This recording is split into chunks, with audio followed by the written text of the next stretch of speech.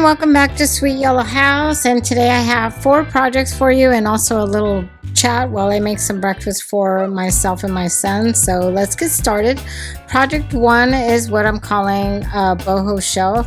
I found this shelf at the Goodwill, and the first thing I'm going to do is wipe it down. It's pretty crusty, really dusty and stuff. It also, the bottom part of it seemed to be pulling away from the top, so I just used my hammer and kind of knocked that back down.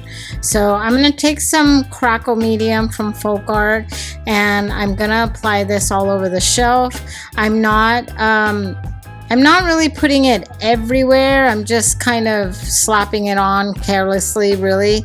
I want some crackle, but I don't want like a really heavy crackle. So once I get that on there, I'm actually going to let it dry, and then I'm going to go in and I'm going to start to paint my item. And the first,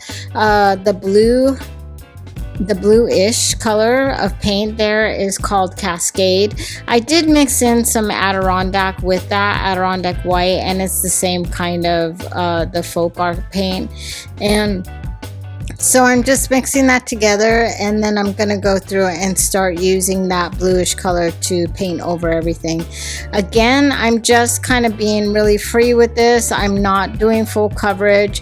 You're still getting some of that crackle through there, but it's not completely solid on there. So you're still able to see the crackle on the streaks and stuff.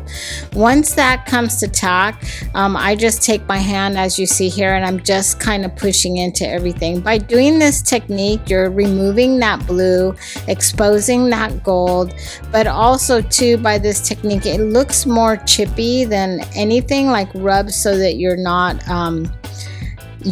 sanding the paint off. It looks like real chip, like you know what I mean, like it's been that way, like that blue paint is actually coming off instead of you pulling it off. So I'm gonna add some of Amy Howard's antiquing glaze, and this actually is not a really high antique. It's not anything that you can just kind of pick out. It's very subtle, but it kind of melds everything together so it doesn't look so fresh. Once that antiquing glaze has dried out, I'm going to take my Jolie finishing wax, and I'm just going to go over everything to kind of meld everything together, coat it so it has some protection. And then once that comes to tack, I'm grabbing the Bare antiquing dark wax, and I'm being very light-handed here. I'm not going in. I'm kind of moving away from just painting something and then putting that antique glaze or wax or all over everything. You want to be very intentional here, and you're just really trying to give it the look of being, aged or old, but not just an obvious aged or old, something that's been there for a while. So, and that's how that came out. I really love the flowers, how they look, and that blue color is just really great. I really love it. Project 2 is a really easy project. It's just a small set of cutting boards that I think I got from Home Goods or something like that. And then I'm going to use the IOD new transfers. That's called the seed catalog, that's what it's called, sorry.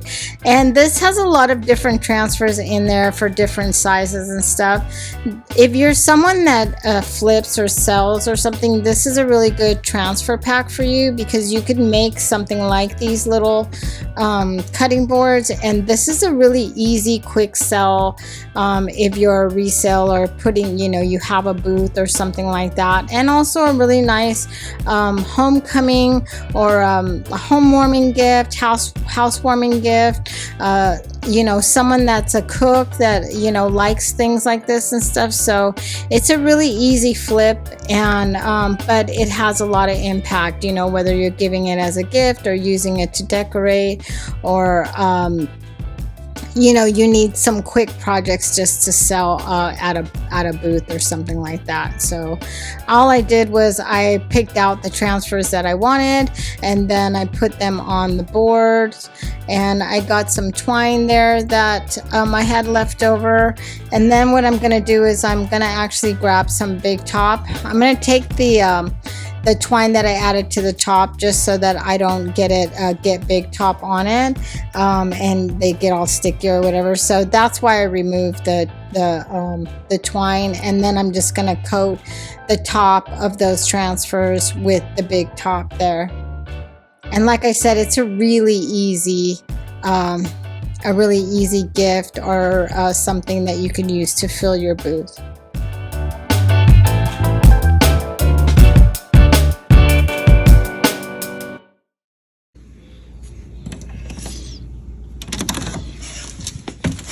Hey buddy, you guys ready to go out? Where's Sophie?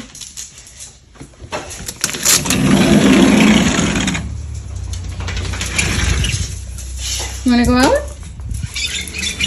Come on. What about you? No? You don't want to? No? Okay. Up to you. You're back. You're back. You're so cute. I can't stand it. Yeah. Hey, stop being greedy with the love. Stop being greedy with the love. You're so cute. Oh, lady.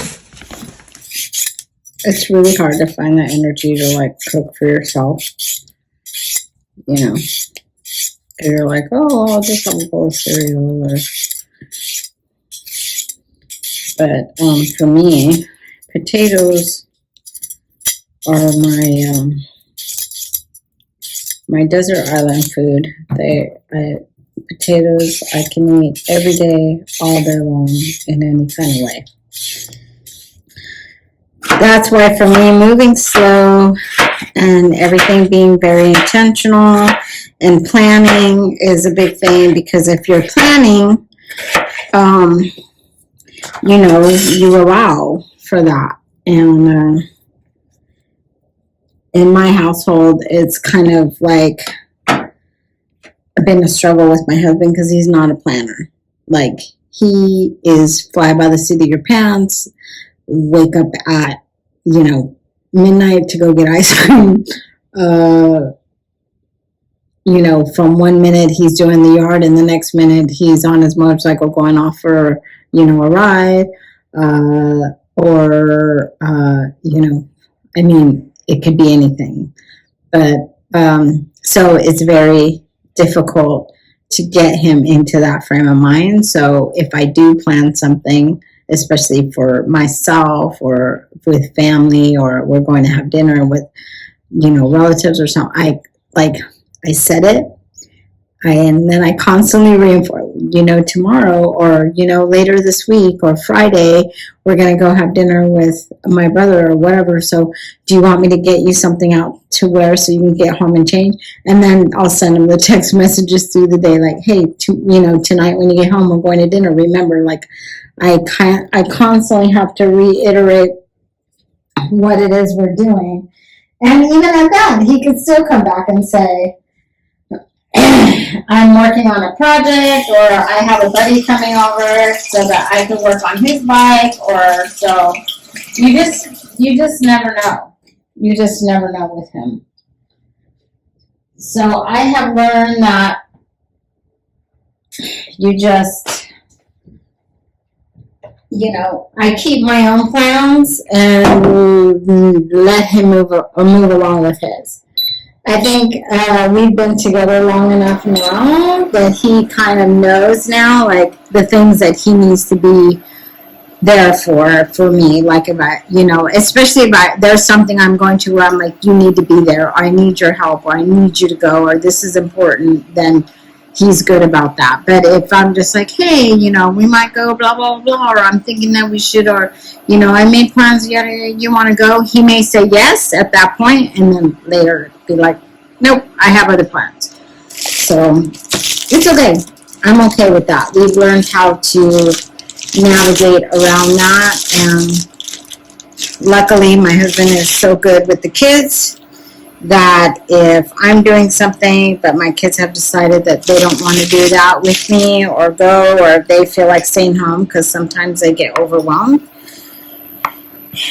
and they've had like maybe a really like busy strenuous week and they're like, nope, we're not having it, we're not going out of the house, we don't want to go anywhere, then they'll stay home with him. I'm seeing a lot of like people doing farmhouse decor. When they say farmhouse is like going out, it doesn't seem that way. Maybe just like the white farmhouse stuff. I consider my stuff farmhouse, like my house farmhouse.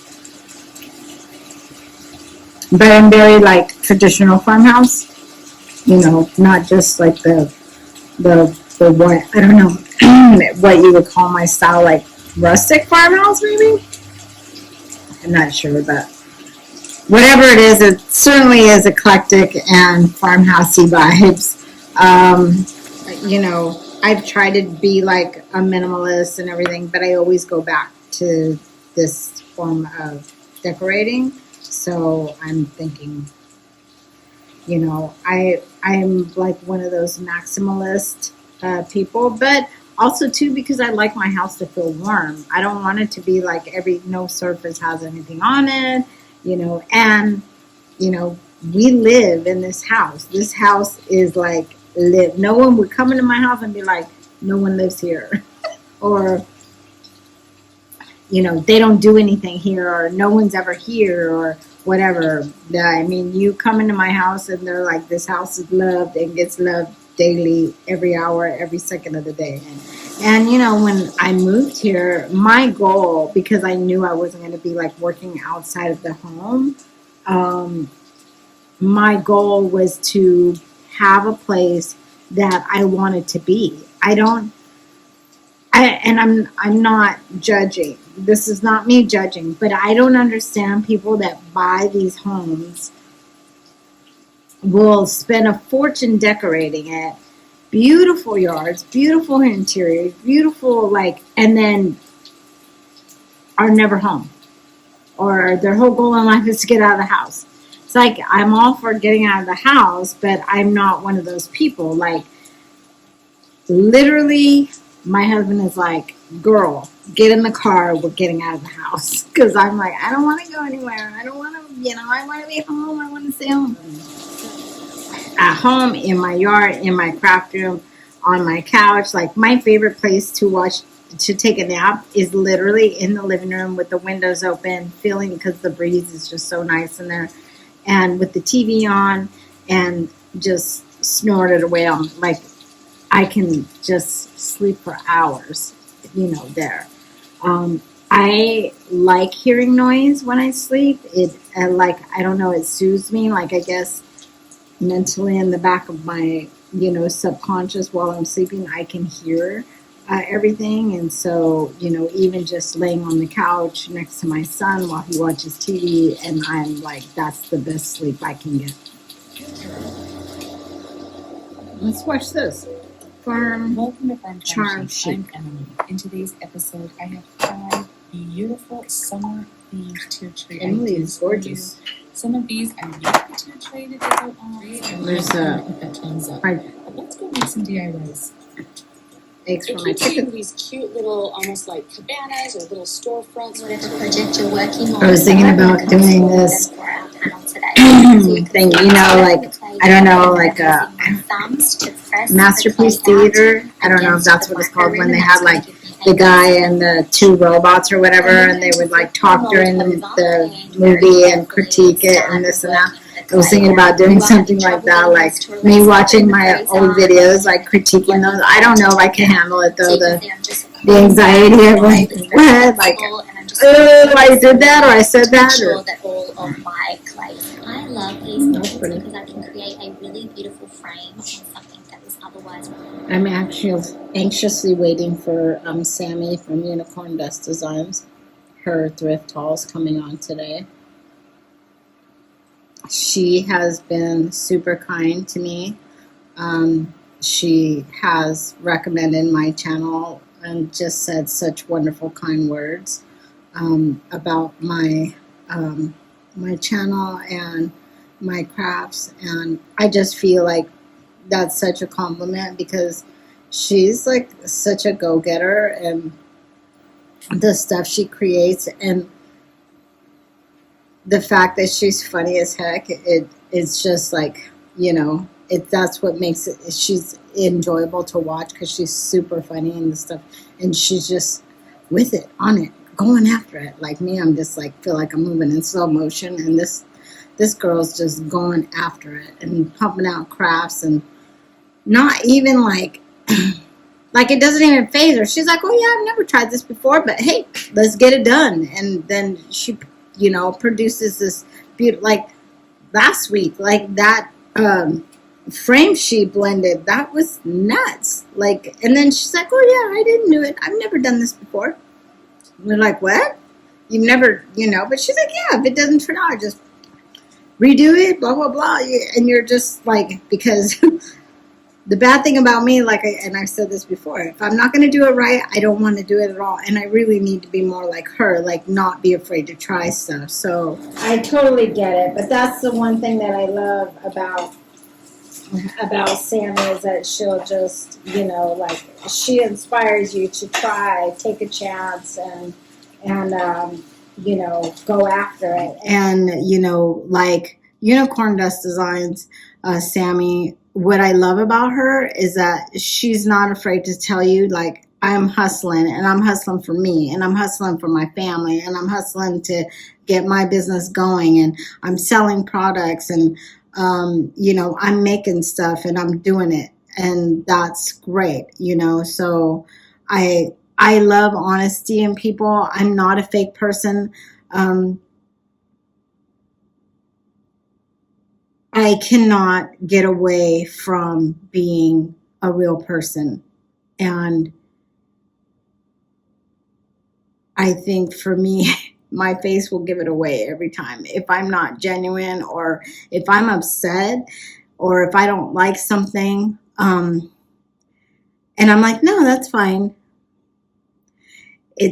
So I'm just better off saying it, because it doesn't pay. It's a waste of my time to try to lie about it, or if I say yeah, I'm annoyed, but I'll be fine. It used to like really bug me when my dad would be like, I'll do it. I don't want to do it, but I'll do it. And I'm like, why do you have to say that? And he's like, because it's true. I never understood that until now. Like, yeah, it's true. Like, I don't want. Anyhow, I'm going to eat my breakfast with my son and wait for my other son to be ready to be picked up.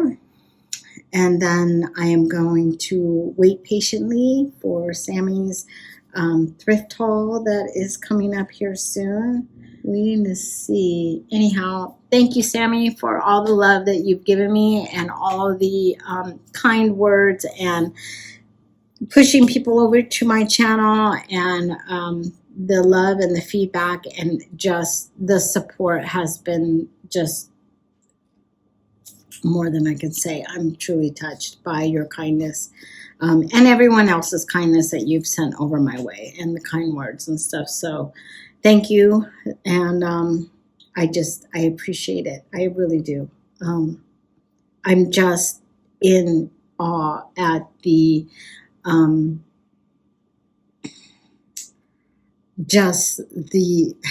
I don't even have the right word for it. The generosity, I guess, is what I want to say. The generosity of her, of Sammy's support and kindness. And I mean, she totally did not have to do any of that. And for her to do something like that completely out of the blue, I mean, her and I have never had an exchange, really. Well, no, I mean, she commented on one of my videos, and then from there, then the next week, I know she's just blasting me out there and just being so wonderful. So thank you, Sammy. You are the bomb.com, and I will never, never forget it. So I'm going to go eat breakfast, and I'll be back and see you in a bit. Yay! I could probably use salt wash on everything. And I've been watching Are you guys ready to be introduced to another new channel? I feel like every, few months, you guys, I introduce you guys to somebody new. I think the last person was Erin from the Provincial Farmhouse. That was like the kick I was on for a while, and couldn't stop talking about her. And now, the salt wash is awesome. I love it. It totally changes what you use it on. It really does. So you're gonna get addicted, you guys, but you guys have to come back and watch my channel too, okay? If you are one of my IOD fans, and DIY paints, because she uses DIY paints. I don't know if she sells it though. No, she doesn't. She said that she buys it from a local gal. It's called, now I'm gonna forget it. Yep, I'm gonna forget it. It's called Sweet Yellow House. Don't know the gal's name, but I have been binge watching her channel. It's kind of crazy how a creator can be on a platform like YouTube for a year or something, and they never pop up in your feed. And it makes me so sad because there's so many creators out there like that. And you're like, this person should be getting tons of views. Like, their creativity is off the charts. Their technique is like painter's tape stuck to me. Okay, there we go. And this woman, you guys, her stuff is absolutely insane gorgeous. Hello, Erin. I was just talking about you. So go check her out. Again, I don't know her name, just the channel name, but you will not be sorry. Like, her stuff is so different, and she does small, she does big projects, and she totally got me inspired. One of the frames that I'm doing on Saturday, totally inspired by her. Alrighty, back to our project. So project 3 is guarded frames. I purchased these 2 frames from the Goodwill, and you can see they have those wonderful stickers on them that don't come off very easily. So the first thing I'm going to do, obviously, is remove those stickers, and then any residue that's left behind, I'm going to use some Goo Gone to get that off of there. And then after I use that Goo Gone, because it kind of leaves like a slick, oily kind of residue, then I just take a wipe and wipe that off with like Clorox wipes and stuff. I'm removing the backing and the glass from inside of the frames as well. I grabbed my little black dress and DIY paint line, and I'm gonna go through and paint these frames. I know they're black, but they have a lot of like chips and stuff in them and gouges, and at this point I wasn't really sure exactly what I was gonna do with them. So what I did was I just decided to paint them black. You could hear my dog just completely drinking water in the background. It's hilarious. I apologize for that so much. She's so loud. I'm gonna paint them black with the little black dress, and that way I can just hide all of the nicks and stuff like that. So I'm gonna get my Dark and Decrepit patina sealer from DIY, and I'm going to seal this. I could have used Big Top, or you could use liquid patina. I just decided to use this. Actually, this was the first time that I've ever used the Dark and Decrepit patina for this purpose, but I like the way that looks on black. It just kind of gives it a richness, so I just decided to use that to seal in the frames. So once I have those all coated, I want to let that dry and make sure that it's good and dry. So I got the millet pages from the IOD transfers, and this is a new one, and I'm picking two. I'm picking the flowers and also the fruit, and I'm gonna cover all of this with the transfers that I have. So I'm cutting it down to size for this one, and that way I can just use that page to cover the frame.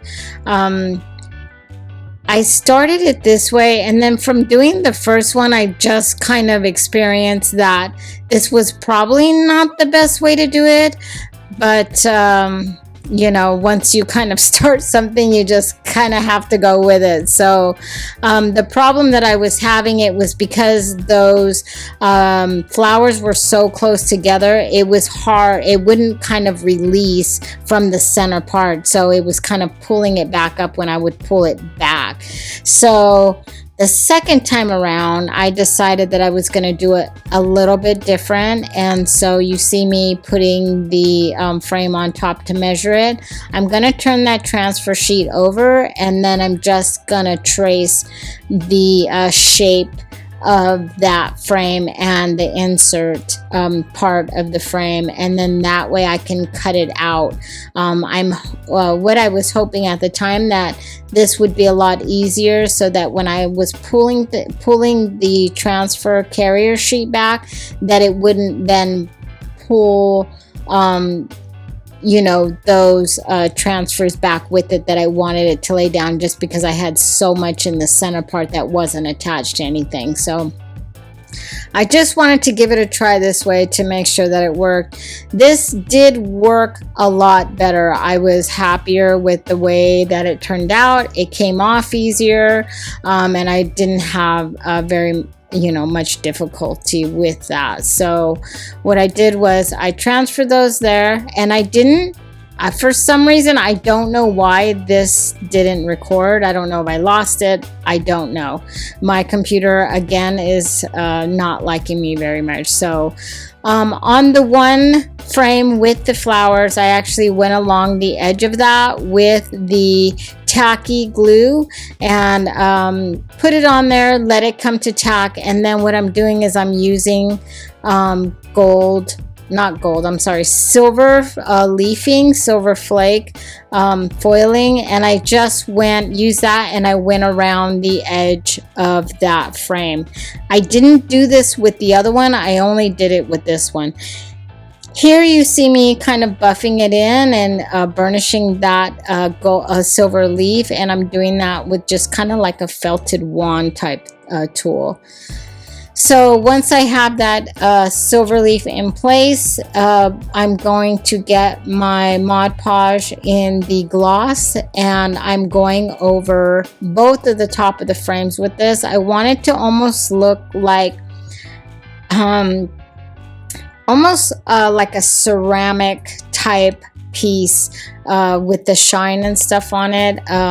So I don't know why my brain thought that this would look good. It doesn't look bad. I'm just not sure how my brain came to go there with this. So I take the gloss, and it's a little bit thicker. It's a thicker, older bottle of Mod Podge glass. And I just did 2 coats over the entire top and sides of the frame. So once those are dry, and you can see here, I grabbed some of the some black heavier cardstock that I had, and I'm going to cut pieces out that fit on the inside of the frame. So you see me measuring the frame, and I wanted to make some pictures for this, but I wasn't quite sure what I was going to do, and then I realized that I still had a lot of spare pieces left over from the transfers that I used for the frames, and so I just decided to cut out pieces for that and use those as photos. So I got the black cardstock, and then I just transferred some of those pictures onto those and used those for the pictures in my frames. So once I got that all done, I just put the glass back in along with the transferred cardstock pictures and the backing, and here's how they turned out.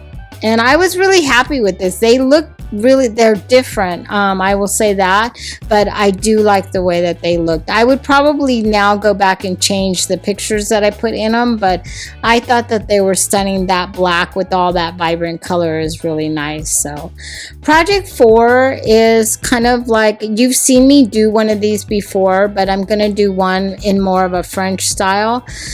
So I grabbed the IOD air dry clay, and I did buy this new mold, and it's called Sicilian Borders, and it's from, I can't ever think of it. It's from Prima. I'm sorry. It's from Prima, and it has a really a lot of really cute little clay molds borders there. And again, like I said, it's called Sicilian Borders, and it's from Prima. And so here you just see, I know you've seen me do this before because you've probably recognized this picture here. So I decided on which border I was going to use, and then I proceeded just to make the molds of that particular border that I wanted, and I'm just going to make my way around the frame once I decide kind of like which direction I want it to go, how I wanted it to look, if I was only going to use that or put something else on there. I've said this before and I'll say it 100 times again. Deciding what I want is probably the hardest part of any project for me. I'm sure others feel that way, like even just, you know, when you do finally get a design in mind or get a direction, then it just kind of flows from there. And then until you have to pick out a color, right? And then you're kind of stumbling around again. At least I am anyway. So I just use this really nice little palette artist knife to trim out the pieces that I want.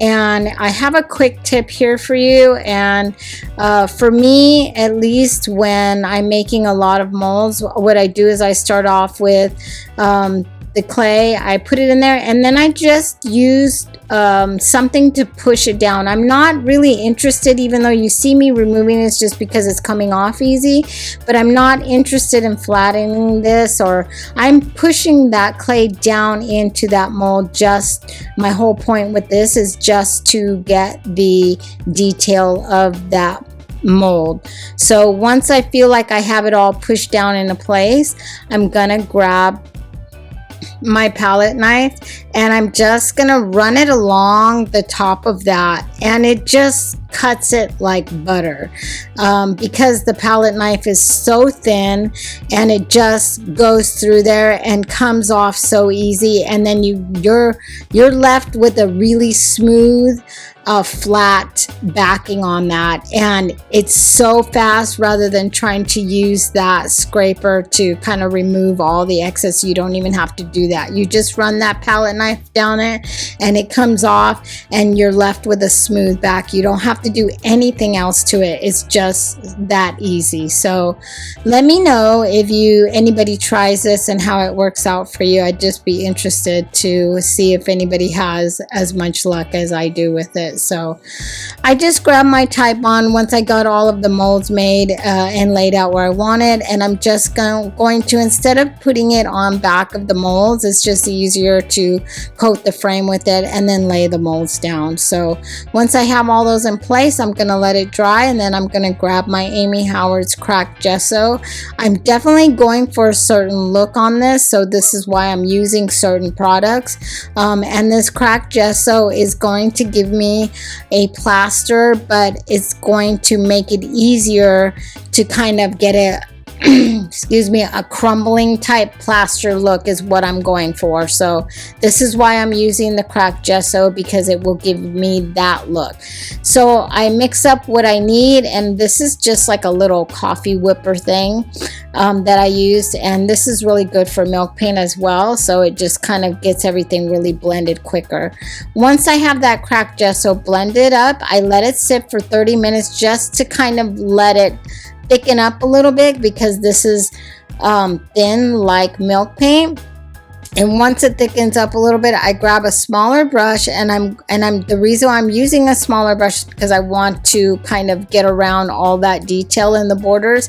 And I'm just doing a coat on this. You're gonna do several coats on this because you want it to look old. It's gonna kind of fill in any kind of those gaps. It's gonna give it a little bit more texture, and it kind of fills in a little bit of those details, but it makes it look like it's old and weathered, and some of the details have kind of worn away with weather. So once I have that built up to where I want, I'm gonna let it dry, and then I'm gonna grab the DIY vintage linen, and I add a little bit of water to this just because I want to thin it out some. I don't want to fill up those details on the frame any more than I have, so that's why I'm really watering it down. My purpose for this putting this paint on here is merely just to cover any part of that back original picture that was there. It's just to cover up any of those shadows or any parts that I might have missed. I want to make everything white. So once I have that on there, once I have that dry, I grab the faded burlap and I do a whole coat, 2 coats on that. And I did water that down as well, just to make sure I'm not covering up any more of those details. And once I get it coated, I let it dry. While that's drying, I'm going into my little candle.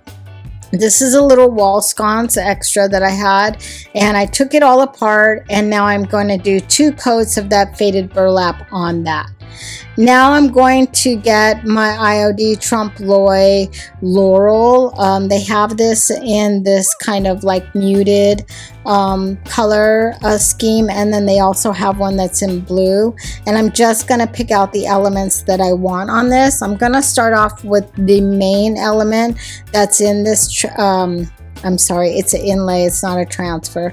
In this inlay pack, and right here you're gonna see that I'm actually just piecing this together to make a design that I want on here. I'm measuring this out to make sure that I get everything centered correctly, and I'm just marking it with a pencil, and this will be easily covered up. I'm not making like huge marks on there that you'll be able to see later.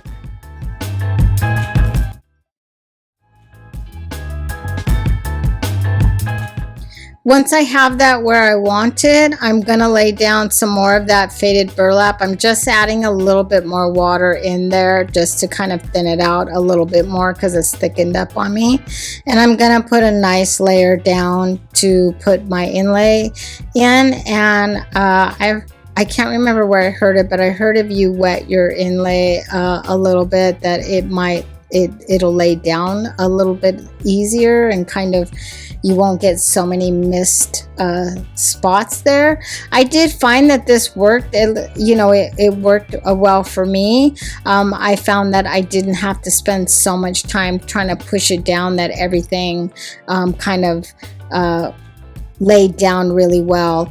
And then when I let it dry and I went back to pull it up, that I wasn't really missing a whole lot of spots like I've had happened to me in other times. So I definitely think that spraying that inlay with water before you lay it down works. So here I'm just kind of I'm distressing the candelabra with some water and just kind of taking that back so you can see the underlay of that wood there. And then I'm going to give it a coat of this Jolie finishing wax around it just to seal that paint in. And once I have that done, I'm going to grab the DIY white wax, and I'm doing a very minimal coat on here. Nothing major, just very minimal, just to give it a hint of that white wax. So I am going to use the DIY gold wax, that golden ticket that I did get from my local stockist Deanna. She was gracious enough to give this to me to sample. So if you have a local stockist, make sure you support and buy local. It's just good for your community. So that's my spiel on that. So I'm grabbing that golden ticket and I'm just kind of, I'm being very minimal around this. What I will say, and intentional, do not put the gold around where you have the wood showing, because that kind of, if you're just putting gold over everything, then it kind of takes away from that authentic worn look that you're going for. So once I have that done, I'm taking that golden ticket again, and I'm going over the metal part of this wall sconce. It is gold already, but I want to kind of brighten it up just a bit, and that's why I'm using that gold wax there. Once I have that all set and that wax is kind of a little, you know, it's set and in place, then I put it all back together and go from there. So my inlay is dry, so I'm gonna spray it down a little bit and then just proceed to pull that back up. Like I said, it came out really well, and then the look that I was actually going for, like I said, was crumbling plaster to make it look really old. By pulling that inlay off, and because it has that cracked gesso underneath, when I pulled the inlay off, it actually made it look like that. It, you know, it kind of started having that crumbly look. So, and that's what I was going for. So after I pulled that inlay off, I just decided to grab a little sponge with some water and kind of really get after those cracks and stuff and kind of make them more apparent there. And that's what you see me doing here with that little kind of wand thing. I'm just kind of opening up those cracks a little bit more to give it more of an aged look. So, and you can see there, those cracks are awesome. So once I let that kind of set up and dry, I'm using that same golden ticket gold wax, and I'm just lightly going over the frames of the frame of that picture. And then part of the finishing touch here is Amy Howard's glazing antiquing wax, and this, and I said this before, it's not in your face antiquing. It's very subtle. It's supposed to, you're supposed to see that it's antiqued without really seeing that it's antiqued, and that it's the art of you know, less is more type thing. So, and it also just kind of gives it a, like, it makes everything smooth out, you know, that you're not, like, it's actually been melded together over time, not just kind of, you know, put together. So to me, that antiquing glaze, actually, that's what it does for me. When I look at something, it kind of makes everything just kind of look like it's kind of melted together over time. So I'm taking that bare antiquing dark wax, and I'm just kind of highlighting some of those there. So, and that's how it goes. I use the big top just to seal in that inlay, just so that it wouldn't kind of smear, and, you know, if it should get wet or anything like that. So I just sprayed it and kind of dabbed off the big dots, and then I let the clear coat dry there. And that's how it turned off. I was really happy with it. The faded burlap is a beautiful color, especially with white and gold. Just looks so beautiful. So thanks for watching. I really appreciate you spending your time with me, and just all the support and love that I've gotten. And if you haven't gone over to my website, please do. I have a lot of items that are for sale that you've seen me make on this channel, and I will see you soon.